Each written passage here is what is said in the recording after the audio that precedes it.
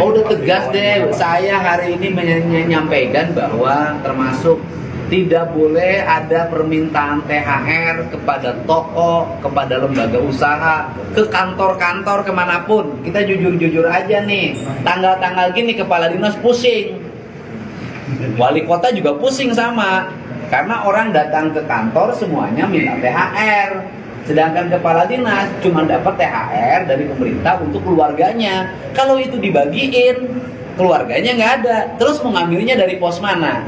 Ya kan, kalau kita ingin dukung anti korupsi, pemerintahan yang bersih, ya nggak boleh ada permintaan-permintaan THR ketika menjelang Lebaran, karena nanti akan mengambil yang bukan peruntukannya. Karena nggak ada tuh judul anggaran pembagian THR untuk ormas, untuk LSM, untuk siapapun, nggak ada.